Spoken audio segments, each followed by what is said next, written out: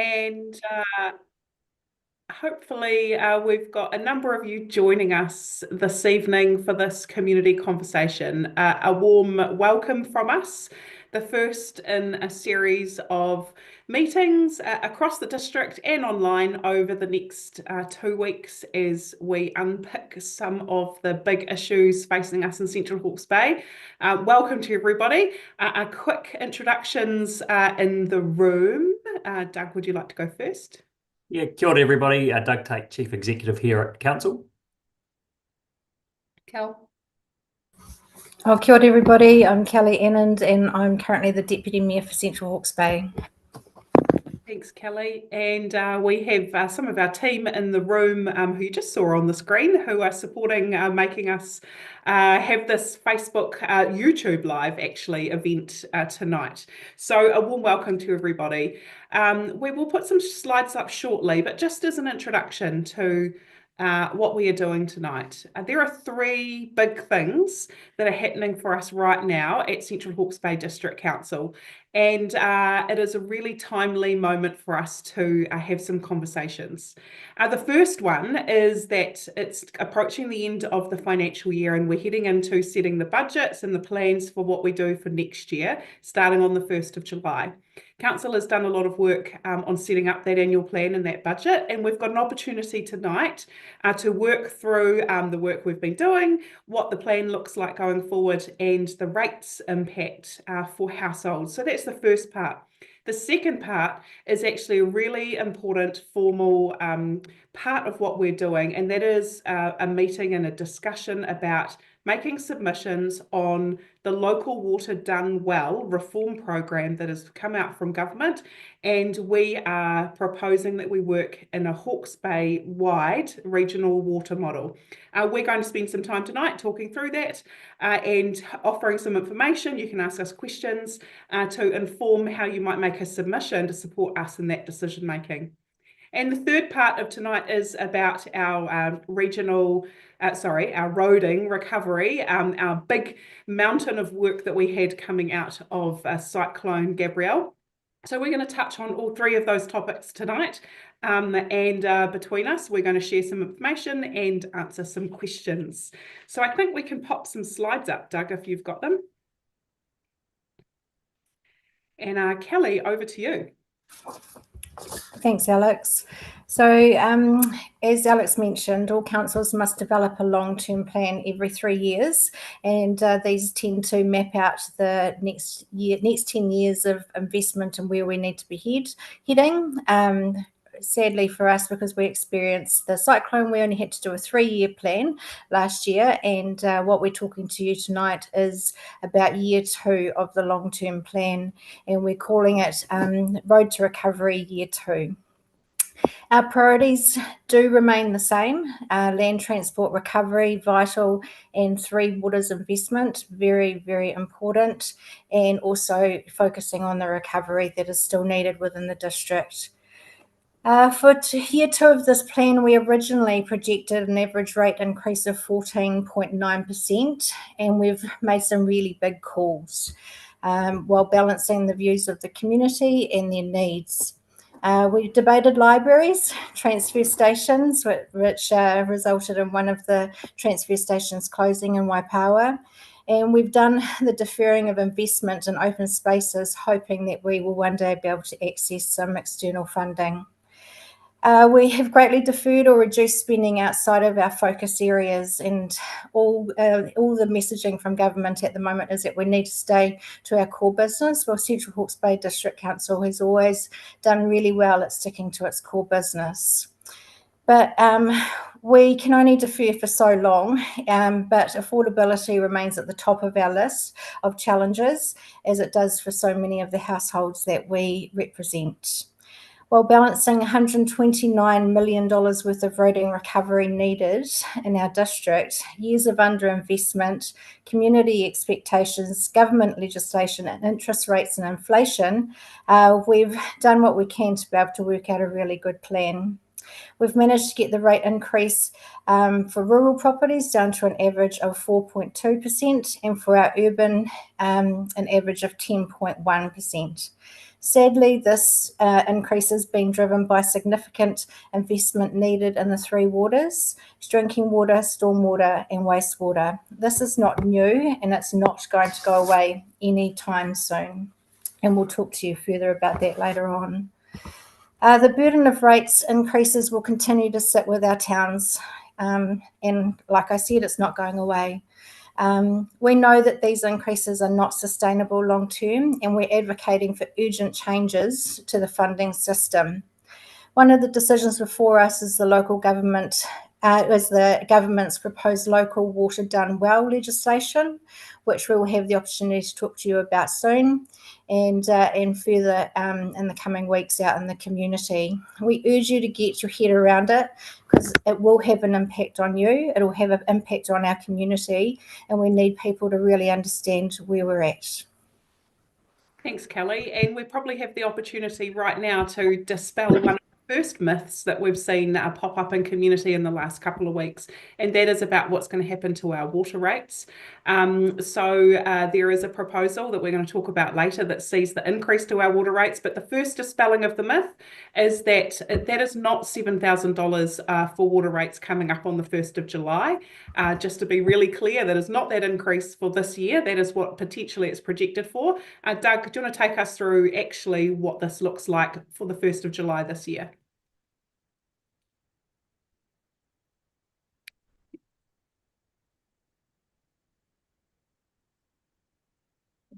Just unmute myself, got MJ there. Crikey. So just following on from Kelly's comments before, particularly where the real costs still fall to those three waters activities in our urban areas. And look, the two graphs we've got in front of us today show those. So again, the headline for us, look, we've worked really hard and both inside the organisation. I've got another slide that'll talk to some of the savings and reductions that we've made both last year and again this year to really hone down on the focus areas. But for those in the urban areas, the graph on the left-hand side there shows what are the big drivers of the increases that we've still got there. So at a headline, the increases are lower, but they're still big increases, still big double-digit increases. So down to an average of 10.1, down from an average of 18.4%. This example that we've used to show, and again, there's no such thing as an average as such, but this is based on a $500,000 house in Waipawa. We'll aim to have what is a 10.9% increase. And again, if you look at the big teal bars and where the big increases are coming from, that's where the big focus of our expenditure has come from, which Kelly talked about before, our big focus areas are.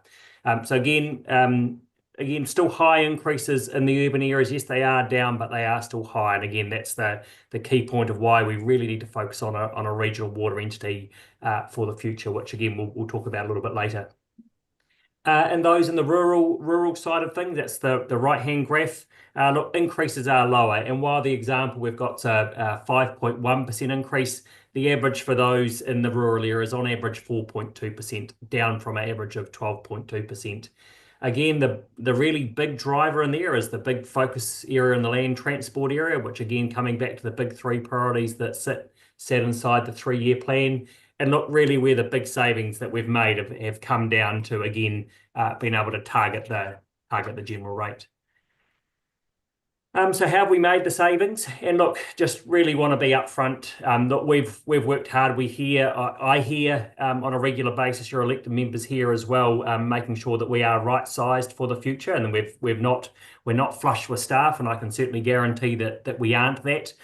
We continually review. Last year in the 3-year plan, we made around 1.5 million of operational savings and efficiencies inside the business, and we've doubled down on that again this year, focusing on some of the key focus areas, particularly in our community facilities areas, to align with that. So again, we're seeing further reductions, and that's how we saw that reduction in the general rate down from 12% on average down to 4%. Just whipping through the other ones. So thanks, government. We received some external funding for our Waipawa water treatment plant, I should say. So that has again brought down the amount of debt that we need. Cost inflation, again, we were relatively prudent last year as we worked through, so that's eased from 3.5% to a projected 2.5% in the model. We've generated some other income, so our consenting income is down across the district, both for resource consents and building consents, and we've brought some new revenue into the business to offset those expenses by processing other councils' consents. We've rephased our big projects. Again, we've made best use of external funding, particularly in the big new expense areas like stormwater, where we've upped our levels of service. Again, just like at home, our cost of borrowing is down, so our average cost of borrowing is down now to 4.55% across our council business.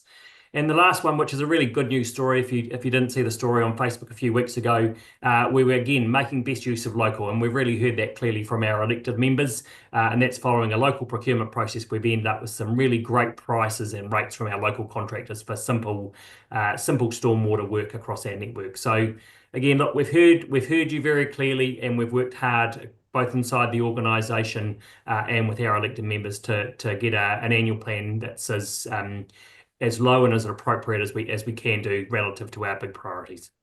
Thanks, Doug. So we're going to now talk about those two really big areas that have driven those rates increases, and the third priority area in the plan, which is cyclone recovery. We're going to talk about roading, and we're going to talk about Three Waters investment. You saw in those bar charts a couple of slides back, but that they are really the ones that are driving the rates increase. And so we're just going to unpack that a little bit and talk about what's been happening. This chart here tells a pretty amazing story of the amount of work that has happened on our roads in the last 2.5 years since Cyclone Gabrielle. And the hundreds and hundreds and hundreds of sites that our roading crews and our contractors and our locals have been in contact with and have been making repairs on. And to have done all of this level of work is pretty amazing. You might remember that back in just not long after the cyclone, when we were talking in community about what our recovery plan needed to be and how we would prioritise, we were pretty clear that this mountain, these thousands, hundreds and thousands of things that we needed to do, we were going to have to be patient. We were going to have to prioritise and also be really clear that we couldn't do it all. Well, we've been patient for 2.5 years now. There's a huge amount of work that has been done, and there's still plenty more to do. But I suppose from me, actually, firstly, a congratulations to all of those contractors and workers who've been part of completing this mammoth amount of work to date. We've still got some to go, and so that's what I'm going to talk about next. If we can turn this slide, Doug, thank you. And so you'll remember that here in Central Hawke's Bay, the $150 million of estimated damage across our roading network, just a huge, huge, huge amount. The great news is those hundreds of sites that we've worked on have seen $45 million worth of repairs complete, and just over 29 million that are further underway. And we've only got 5 places around the network that are still under active road closure. Now, the interesting thing about this is that the first part of this recovery funding was 100% funded by NZTA, and the second phase was funded at 99% from NZTA. So our contribution to this has been relatively small. The second phases, we have been having to put in a bit more. We've got about $2 million worth of CHBDC contribution in to balance up the 89%, which is covered by NZTA. We've also had some direct Crown funding of $11 million to support this work as well. So we are making a contribution to this, and the ongoing advocacy of how we secure that funding going forward is really important to us. We'll continue in that to get through the next phases. We do have 3 sites in particular that, as we have our community conversations around the district over the next couple of weeks, we will be talking about specifically. And that is the bridges that are on Todd Road, Burnside Road and Wilson Cutting Road, which are all damaged and closed currently. And we have some options that we are going to talk through with community about what that looks like. And so if you're in those meetings in those locations, Otani, Elsthorpe, Takapau, then that is where we will have those conversations about those particular sites. So watch out for that when those meetings come to your hall. And the third thing to talk about with land transport on the next slide is actually what this looks like of recovery compared to us actually just doing what is our normal business as usual, maintaining and looking after the roading network. This chart shows that for the last financial year and this financial year, we've delivered 3 times the amount of work we would normally do on our roading network. That really speaks to those big numbers. But one of the interesting things you'll see is that those green parts of the bars, which is our normal road maintenance, look a bit lower. So that has seen some of the savings that have come through on the rates increases coming through for this year, but reflects the fact that actually NZTA didn't come to the table with as much funding, partner funding, for us to continue our normal BAU than usual. So we continue to advocate in that space, but those green bars have been slowly coming down. But that is a huge amount of work that's there. I also want to share that our focus on land transport hasn't just been about recovery. It has also been about ensuring that we have the right services when it comes to our land transport network for our community. And so we've made a big step change here, and some of the big things that we have done are about decreasing the number of consultants, decreasing the amount of traffic management that's used around the network, increasing the amount of really strong contract management here from council out into the network, a really strong efficiency focus, a lot about local people and materials actually, which has created some great efficiency, and a lot more smarter and active programming about what's happening out on the network and how that's done in the best way possible. So this has been not just delivery of recovery funding, but actually the council business taking a very sharp focus on how we do our land transport normal activities as best we can as well. So those flow through into the increase in land transport funding that is on the rates. Mostly it appears on our higher value rural properties in the rates increases, and as part of that core roading focus. So the second focus we're going to talk about is actually the rest of the cyclone recovery area from Kelly. So we heard very clearly from you that stormwater recovery is still very important, especially for our most affected areas and towns. One of the other priority areas for us within this piece of work is around advocating for that flood protection, ensuring that we are being the advocate between our local people, regional council and government agencies, but also the regional recovery agency as well. We've done our bit to be able to build community resilience by setting up emergency hubs around the community. One of the key things for us in our community is that what got us through was those local people being able to have the ability to just roll up their sleeves and do what needed to be done. And we proved ourselves very, very, very successful in that. So we wanted to capitalise off that and continue to be able to support those people to be able to do what they do so well in times of emergency and events. We've set up community resilient plans right across Central Hawke's Bay so that basically there is a process and a coordinated effort to any kind of response that is needed if we ever find ourselves in a situation like that again. There's been solar power systems put on halls and different places around the community to be able to, and civil defence centres to be able to make sure that they can continue to operate if there is power outages. We've got mobile welfare trailers that have been delivered to the hubs and local maraes to be able to ensure that they can respond if we ever needed to again. And I guess really having that focus on that climate change and risk resilience of the future. Look, we have to face it, and so we need to know our part in it. We need to know what the risk is, and we also need to know what the hand we can play to be able to actually either mitigate it or to actually face it when and if it happens.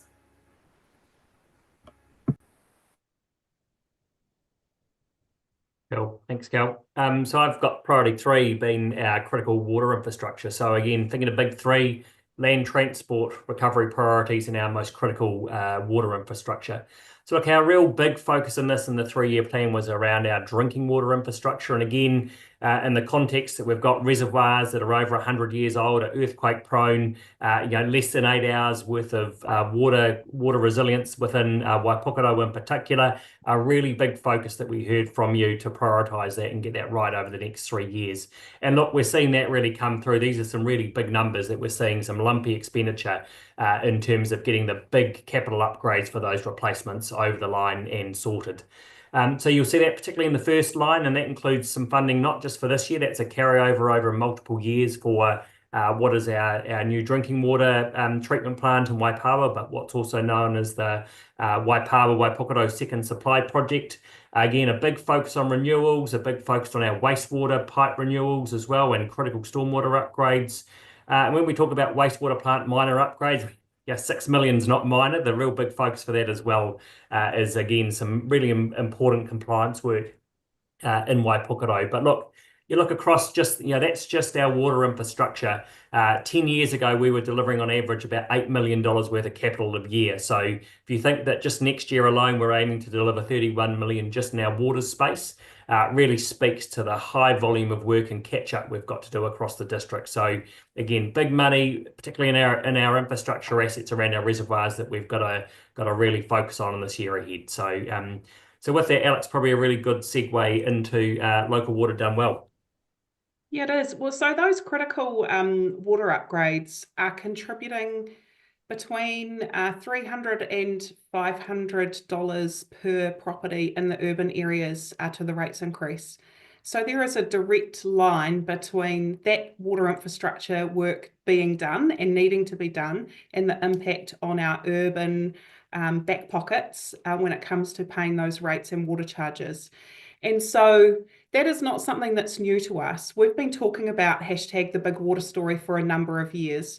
And when we had our 3-year plan in our long-term plan, in 2021, it was called Facing the Facts. And we laid out a pretty big, long and scary pipeline of water infrastructure work that needed to be done. Since then, we've had quite a parade of government reform, which has looked at how can councils and communities solve this water infrastructure issue. It's not just ours, it is a massive issue across the whole country. And so we're going to talk about local water done well for a moment here. And this is the topic that has been on the front page of our papers and on our social media in the last week or two, with talking about potentially what our household charges could look like in 10 years' time after Central Hawke's Bay has done up to about nearly $200 million worth of capital work that's required across our infrastructure.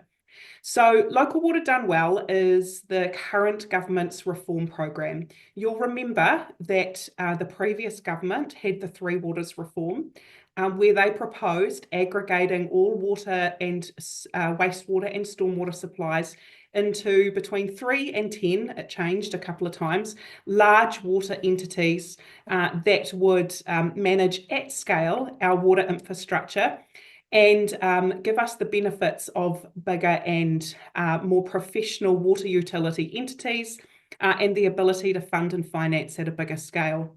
That scale that was proposed by the previous government was quite intimidating, both for councils and for communities, about what that meant.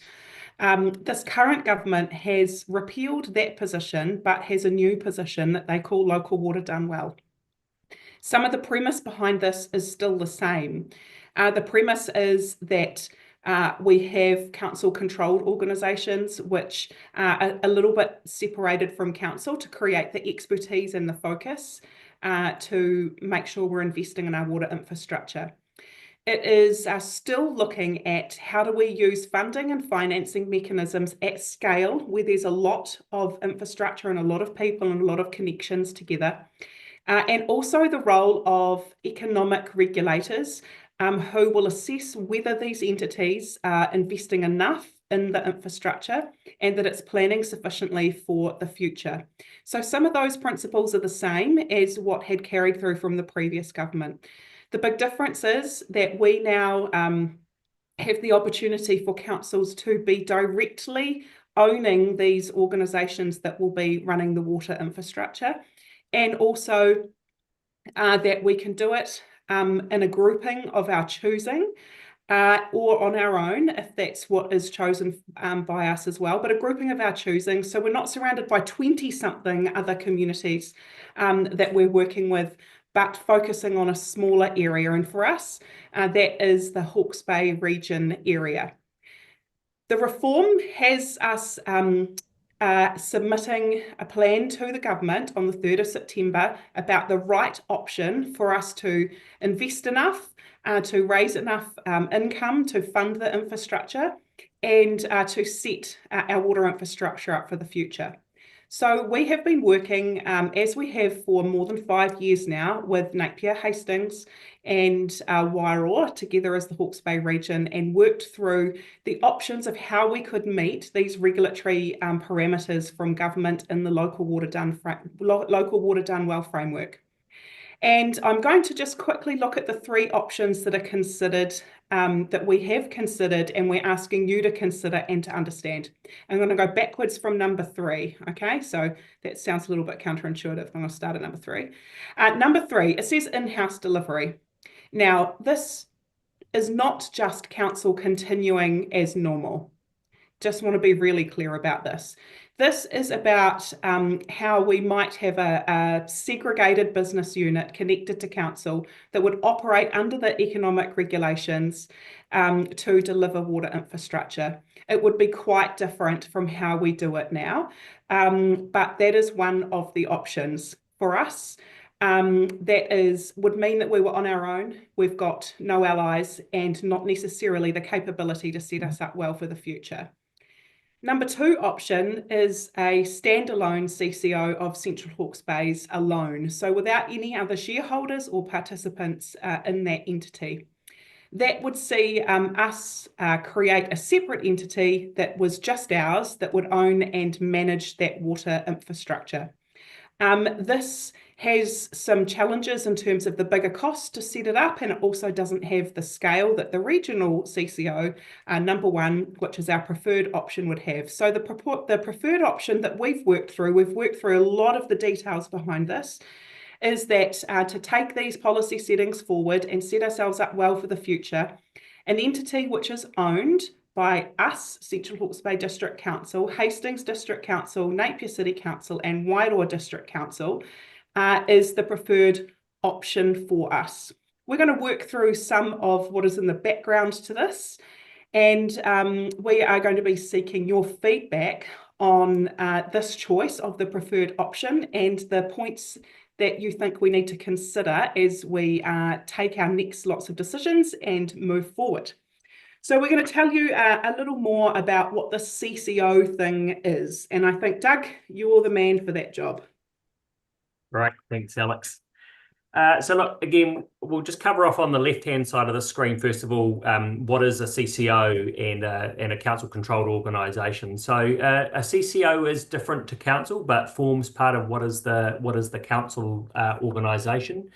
So in the context of what would be a future water entity or a regional water CCO for us as Central Hawke's Bay working together regionally, or as option 2 as a standalone council CCO, that would be where we would set up basically in very similar language to what we know as similar to a trust, but not. It's again called a council-controlled organisation that's governed by an independent board of directors, very separate to council, but very clearly has a connection back to council in terms of being clear expectations that are set by elected members across the region and all the respective shareholding councils.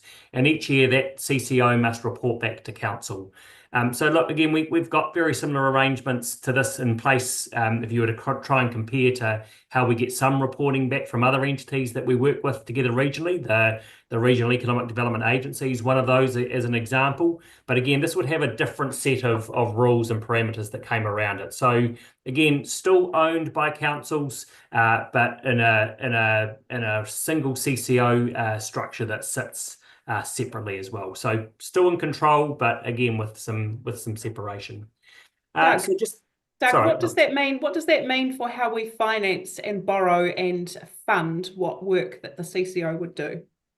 Good question, Alex. So really important for us in terms of a Central Hawke's Bay context. So that would see our debt transferred. So nearly 85% of our total debt as council sits is associated with Three Waters. So that would see that debt transferred across to the CCO, and basically then for the CCO to then generate new debt if it chose to, in terms of how it funded things for the future. But for what was left of council, again, that would see substantially the majority of our debt, Alex, transferred across to the new CCO. So, what about the benefits of borrowing? certainly, look, scale is one of the real benefits, and we'll again, the table on the right hand side starts to speak to that a little bit, but it basically allows us to, due to the scale of what it does, allows the CCO to borrow more. And part of the economic regulation that sits behind this is basically it means as a regional CCO that you can borrow more, but you can also borrow more at a lower cost. So that's one of the really important things. As a standalone council CCO, we can't borrow as much, but it also means that when we do borrow, it will be at a higher rate versus the regional CCO is, again, borrow more, but at a lower rate. So that's one of the big efficiencies that sits behind that as well.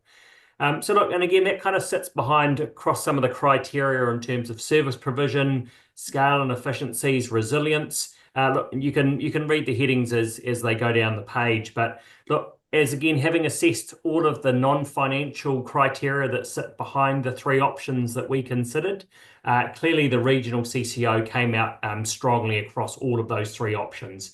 And look, while we've shown you a table here, let's talk chb.co.nz, local water done well. There's attachments that have got all of the non-financial criteria. There's further criteria that we developed locally as Central Hawke's Bay that kind of describe success. So look, there's a huge wealth of information that sits not just on our website, but across the regional website as well, and other councils' website, that just, again, speaks to the strength of the regional model. So, but again, the table speaks for itself, but if you need more information, it's there on our website as well. Thanks, Doug. And so this definitely is a bit different to where we have been, and is certainly about professionalising how the focus and delivery of Three Waters infrastructure occurs into the future. So, Kelly, do you want to talk about our investment pathway? Well, so Central Hawke's Bay is living with a significant amount of underinvestment, and it has been that way for many years, and we're playing a huge amount of catch up. But we're not alone in this. A lot of councils across New Zealand are in this position, and yeah, there's lots of theories on how and why that happens. But the thing is that we've got it here and now, and we have to deal with it. And so the reality is that Central Hawke's Bay just hasn't invested enough to keep up with it, and it's going to need a lot more investment for the future. And we embarked on a major investment path in 2018 for our Three Waters assets. Some of you will recall at the time there was whack-a-mole with there were leaks right around across the district. People were sick of ageing infrastructure. We did a real deep dive into our infrastructure to find out what was really going on behind the scenes or under the ground, and we realised that a lot of our pipes were just not up to the standard. We've realised that, well, we know that our reservoirs are facing 100 years old, and as Doug mentioned before, the other thing is that for Waipukaro alone, it has a 100-year-old reservoir and only 12 hours supply. So it would be remiss of us to have looked into this, heard from our community, find out all of this knowledge, and then not do anything about it. And we chose not to kick the can down the road and duck shovel it onto the next generation. So it meant that we had to face the facts, as was mentioned before. So we've been, over the last 3 years, ruthlessly doing as much as we possibly can to be able to keep up, to be able to get on top of the investment, to come up with innovation and new ways of doing things. One of the major priorities has been around that second supply for Waipukaro and Waipawa, our two main towns. It's vital. You'll recall also through the big wastewater story that we were in the Environment Court for non-compliant plants. Those sorts of standards are sort of seem to be changing. It's a moving beast at the moment, so we don't know where it goes in the future. But what we were dealt with at the time was an Environment Court order that we had to actually do some stuff to fix our plants. So, we've had historical underinvestment. We face the facts, and we have been working really hard to be able to try and invest in the right areas to be able to ensure that we can try at some stage get on top of it. The other area that we've also been focusing on is the growth of Central Hawke's Bay, and we've been really active in attracting external funding to be able to help support that. Some of you would have seen the South Growth Precinct, otherwise known as the old hospital site, and the investment we've been able to get to be able to help us to be able to get services in there. So yeah, we've done a lot. We've still a lot to do. And by the sounds of it, with this local water done well, there's going to be a real push to be able to make sure that we continue to invest. Otherwise, we're just going to find ourselves in the same position in a few years' time.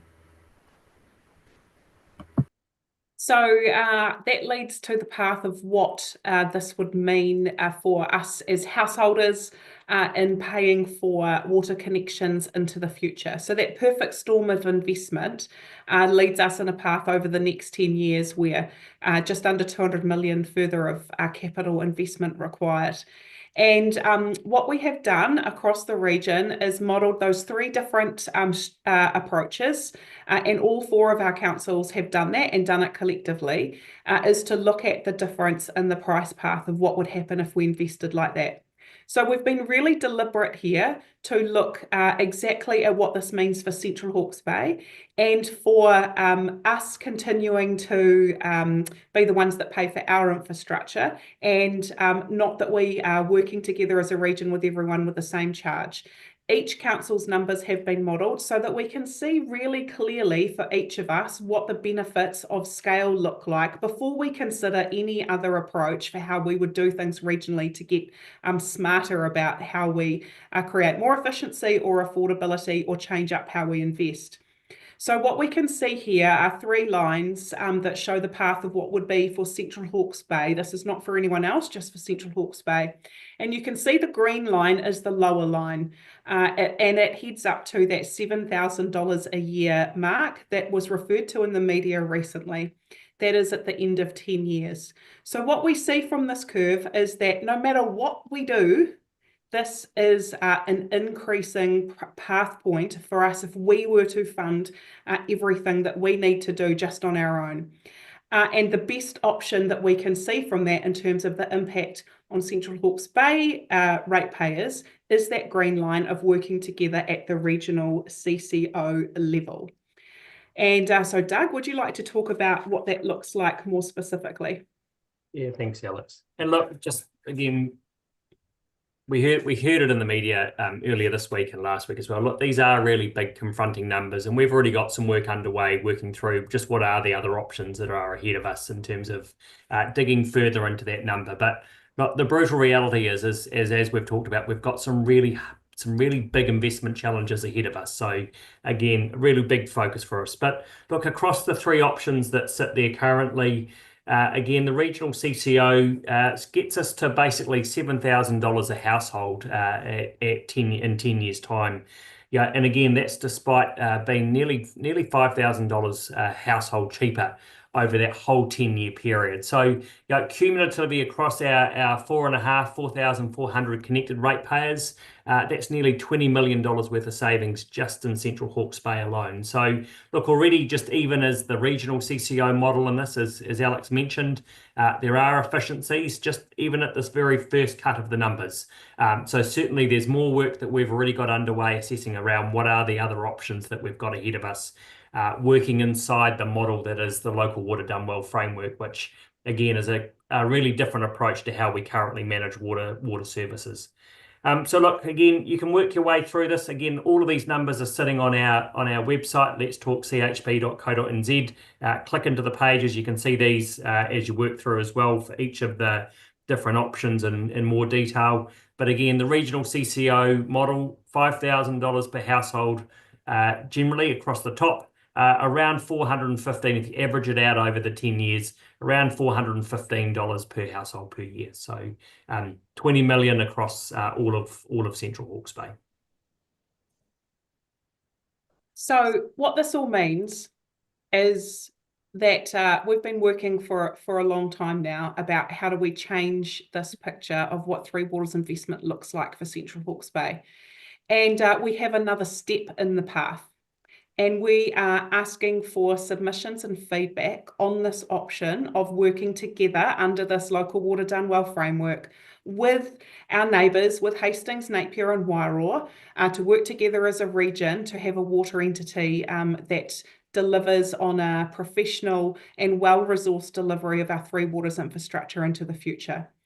That in itself is a big decision in responding to this local water done well legislation.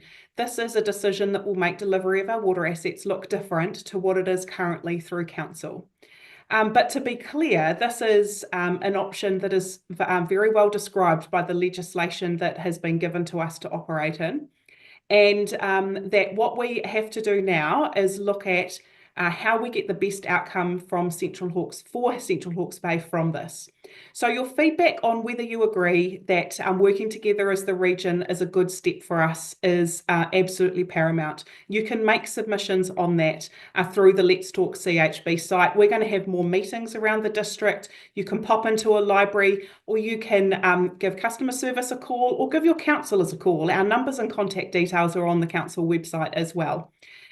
But on top of all that, it is very clear to Kelly and I and the rest of the councillor team that the price path towards a $7,000 a household charge is a very scary proposition, and we can't leave that proposition to sit exactly how it is.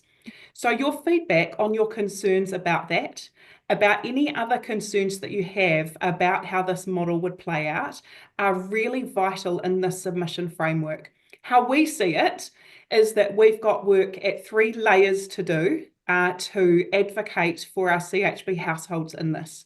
We have some local work to do around how we're really sure about the priorities, how we navigate new wastewater standards, which might see the investment that we need to do diminish, and how we do that really clearly about what the right level of service is for Central Hawke's Bay. So that's at a local level. We've got work to do at a regional level about how we make sure we get the most out of the regional CCO if that is the choice of the option that we go with. So your voice really clearly, Central Hawke's Bay, that allows us to sit at the table alongside our neighbours to work out the best way to take this path forward. And thirdly, to take our Central Hawke's Bay voice to the national level, where they are setting the legislation, they are setting the regulations and the rules that we are responding to. So all of your feedback, your concerns about that affordability pathway and the things that concern you about this model are absolutely vital for strengthening the voices of your councillors and I as we advocate to try and get this to the best place that we can. We are, as a collective, very clear that we're stronger together in a regional way, and we really want you to have your input into whether you agree and how you can help us strengthen that.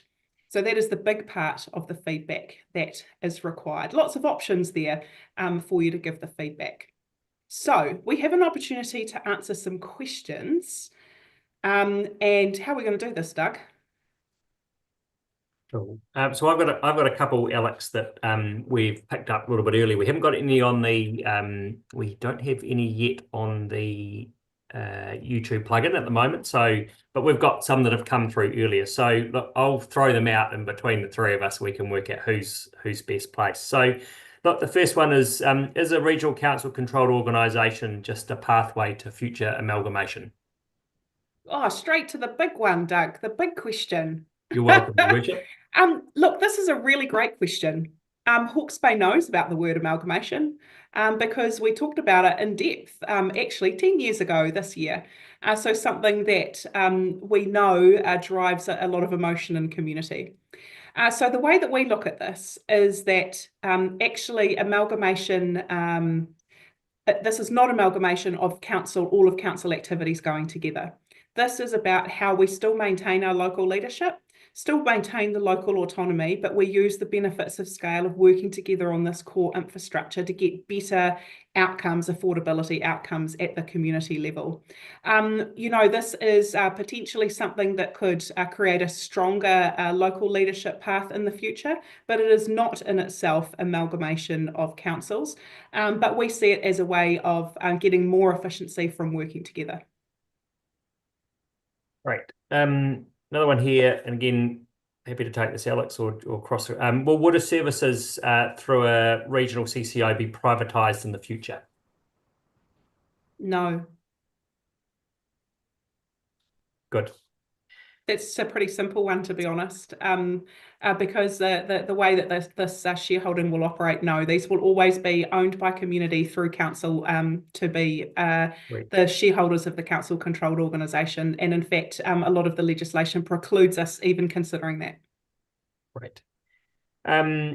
What's council doing to get the $7,000 cost down? I think we've started to talk a little bit about that, Alex. Again, if you want me to lead out a little bit more on that one. So yeah, so look, again, we've got a bit more work to do in particular. So we've got all of our numbers currently sitting in the model, which is generating that $7,000 number.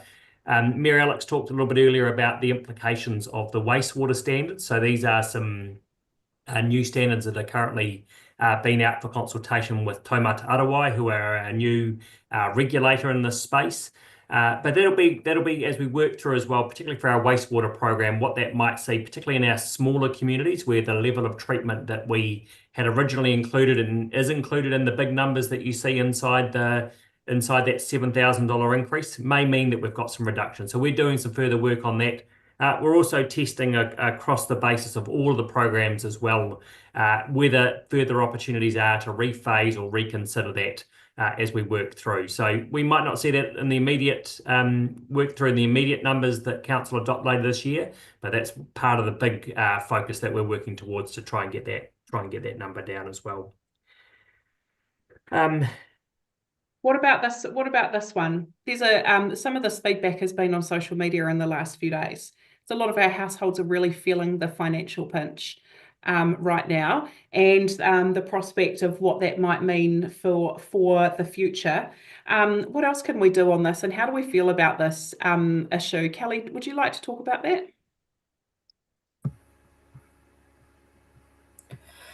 Oh, we are absolutely worried as well, just as the community are. Look, if there's anything that keeps us up at night, it's this sort of stuff. We are brutally aware of the cost of living and the price path of some of these things that are going to take a hold over the next few years. Look, as Alex mentioned before, the advocacy space is really, really important. Local water done well is a government policy. So we have to continue with it. We have to go out and consult. We have to get the feedback.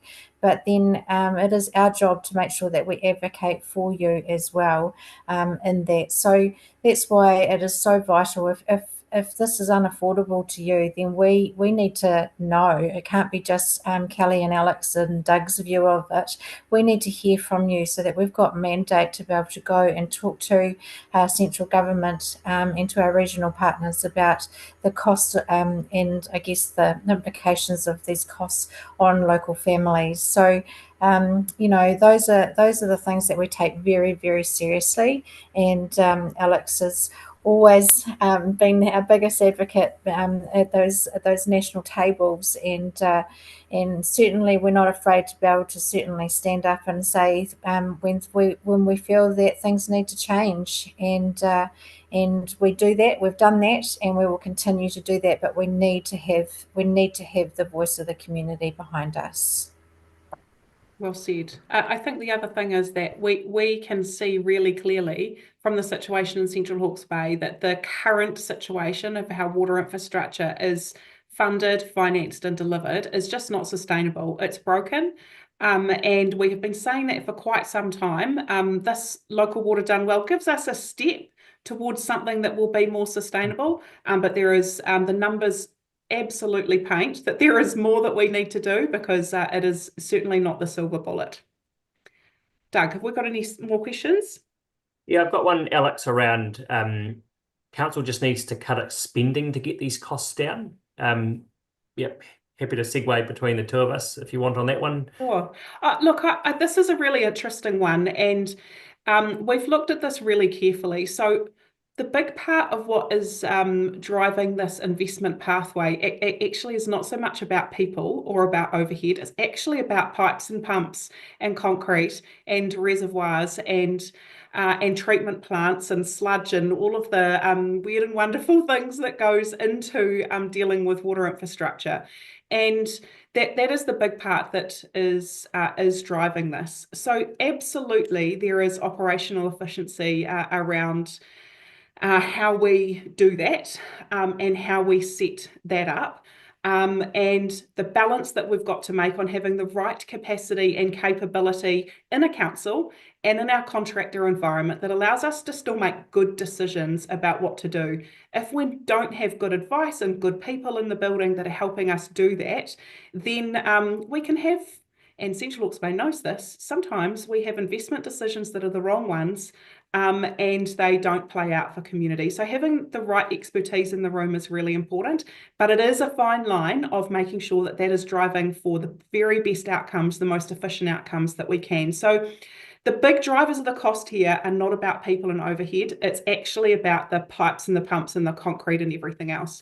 The second thing is that the other way to look at it in terms of reducing the cost is actually to reduce what, in technical terms, we would call the level of service. So that would be to a conversation that says, Central Hawke's Bay, are you happy if actually we wait weeks or months or years for leaks to be fixed and they're just patched up and they're not done properly? Are we happy with that? Are we happy that if we have an emergency that actually we don't have a backup reservoir of water, and that we're willing to be without water for weeks at a time? That's something we've experienced in our very fresh history in Waipawa in particular, and Otani. Are we willing for that to be the future that we set up in our community? So we could talk about what would be our reduced level of service or our reduced expectations. But to be honest, in the regulatory environment that we're in, the new economic regulator is going to be driving more investment to catch up on the past and set up for the future. So it's a tricky one to find a middle ground on. And maybe this kind of feels like a good wrap-up question, Alex, to potentially end with, but how do we share this important issue with people across community, or Kelly? Cal, what are we doing? So we've got obviously the website, Let's Talk CHB. We've got community meetings over the next few weeks, going out as much as we possibly can. We've got another Facebook Live that's happening. The other things that we need to be doing is actually just talking about this wherever we go. Look, the headline the other day, we all walked into everybody thinking that potentially their rates were going to be $7,000 on 1st of July. And that's because a lot of the time people read the headline and they don't actually dig into the story, or don't have a subscription that allows them to be able to do that. I think the most important thing is that we actually socialize this and we talk about this with as many people as we possibly can. Talk with your neighbors, talk with your family, talk with your children about it, because they are the ones that it is going to affect as they get older and purchase homes. We need to keep this conversation alive. We need people to take interest in it. This is not something that we've ever been afraid to talk about. Like Alex mentioned, we've known about this significant underinvestment and the work that's going to take for the next few years to be able to get it even slightly better. So we're not afraid to have a conversation about it. But the biggest thing is that we need people to fully understand the impact and to read past the headlines and to really fully understand how this affects you, and to have your say on it as much as we possibly can.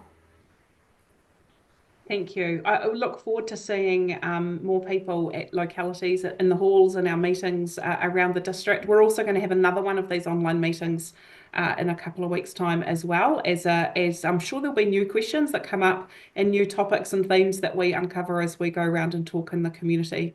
Got So one last thanks, Kelly. question, Alex, that's actually come through on the chat, which is, Good. sorry, just as you go to wrap. So this is from Jenny. So are there any options for ratepayers to reduce or manage the payments? So there's a couple of things in this. So the first one is that there is a rates rebate program run by the government, where if you meet a certain income thresholds, you can get some rebate support. You can get help from the library or from the customer service team at council if you want to have a look at that and not sure how to do it. We also have some other ways that people can access rebates. And also the other thing is something that not many people know about is that for our senior citizens, there's the possibility of actually postponing some of your rates over time, as you then have the ability to release equity from your house. And so it's not necessarily an attractive thing for everybody to want to consider, but we do have a number of options to support people. It doesn't take away the cost of these rates, but there's certainly plenty of things we can do to support. And our rates team here at council are great at doing that and working alongside people. And do you know what? A shout out to the CHB Budget Advisory team as well, who do a really great job of supporting our households who are budgeting and planning as well. So look them up. Carmel and the team do a great job. And probably just important again, Alex, the numbers that we have talked about tonight are still out for consultation. There are proposals. So again, really encourage people to have their feedback. Let's talk chb.co.nz. See you there. Thank you. Thanks, everyone. See you next time.